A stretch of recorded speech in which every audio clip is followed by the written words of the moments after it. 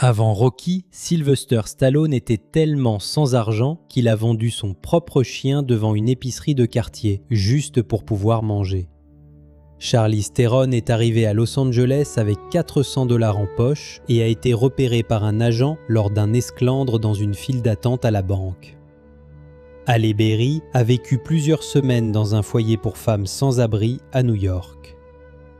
Aujourd'hui, la fortune cumulée des 6 personnalités de cet épisode approche le $1,5 milliard. Comment passe-t-on de la misère à une villa hollywoodienne? Voyons cela de plus près.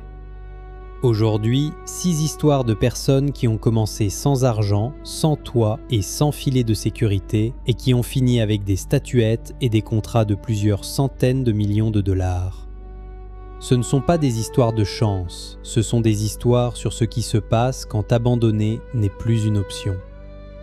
Regardez jusqu'au bout, l'histoire de Dwayne Johnson vous tient en haleine jusqu'à la dernière seconde.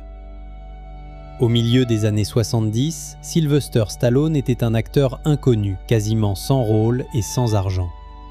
Il écrit le scénario de Rocky en 3 jours et demi, espérant enfin s'enrichir.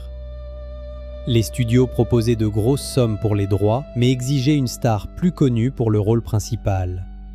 Stallone refusait, encore et encore. Pendant ce temps, il n'avait même pas de quoi manger. Il vend son chien, du nom de Butkus, devant une épicerie de quartier pour moins de 50 $.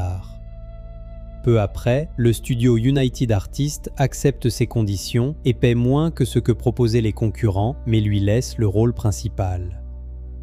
Avec ce premier cachet, Stallone rachète aussitôt Butkus, qui apparaît dans plusieurs scènes du film. Rocky sort en 1976 avec un budget d'environ $1 million, rapporte plus de 100 millions au box-office et remporte l'Oscar du meilleur film. La fortune de Stallone est aujourd'hui estimée à $400 millions.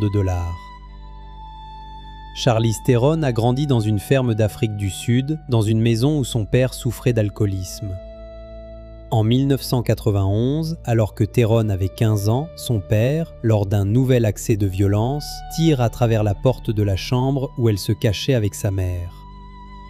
Sa mère riposte et la fusillade sera plus tard reconnue comme un acte de légitime défense. Quelques années plus tard, Theron part pour Milan avec un contrat de mannequin, puis pour Los Angeles pour tenter sa chance au cinéma. En 1994, elle arrive dans la ville avec 400 $ et sans aucune connaissance dans le milieu. L'argent s'épuise vite. À la banque, on refuse d'encaisser son dernier chèque. Theron se met à discuter avec l'employé et la scène est vue par hasard par l'agent John Crosby qui faisait la queue juste derrière elle. Crosby paie lui-même le chèque, lui donne sa carte de visite et l'envoie suivre des cours de comédie. Peu après, Theron décroche un petit rôle dans un film d'horreur, puis un rôle plus marquant dans 2 Days in the Valley. Sa fortune est aujourd'hui estimée à $200 millions. Au début de sa carrière, Halle Berry s'installe à New York pour tenter sa chance dans le mannequinat. L'argent s'épuise vite. Sa mère refuse de lui envoyer de l'aide, estimant que sa fille doit apprendre à se débrouiller seule. Pendant un temps, Berry se retrouve dans un foyer pour femmes sans abri. De là, elle trouve un emploi de serveuse, puis de barmaid, et remonte peu à peu la pente.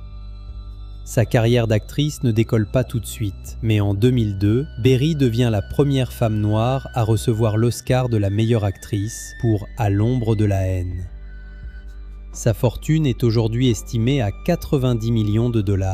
À 14 ans, la famille de Dwayne Johnson est expulsée de son appartement loué à Hawaï, faute de pouvoir payer les $120 hebdomadaires. Adolescent, il attire plusieurs fois l'attention de la police pour des vols. La salle de sport YMCA et l'entraînement deviennent pour lui un moyen de ne pas sombrer dans quelque chose de pire. Une bourse de football l'amène à l'université de Miami, mais sa carrière professionnelle s'arrête net. Le club canadien des Stampeders de Calgary le renvoie presque aussitôt. Johnson se retrouve avec $7 en poche et aucun plan. Il commence à catcher dans de petites salles et sur des marchés, puis rejoint la WWE en 1996 sous le nom de The Rock. Il donnera plus tard à sa société de production le nom de Seven Bucks Productions en souvenir de ses $7.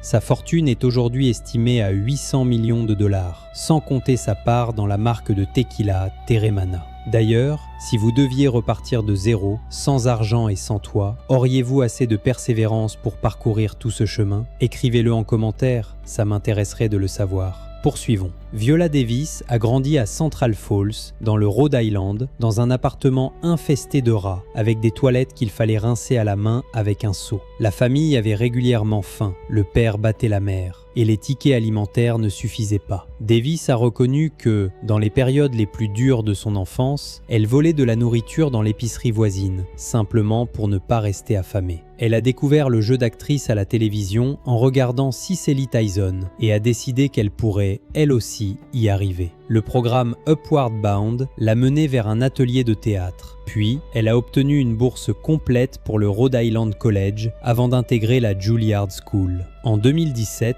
elle reçoit l'Oscar du meilleur second rôle pour Fences. Puis, en 2023, elle remporte un Grammy pour l'enregistrement audio de ses propres mémoires, complétant ainsi les GOT.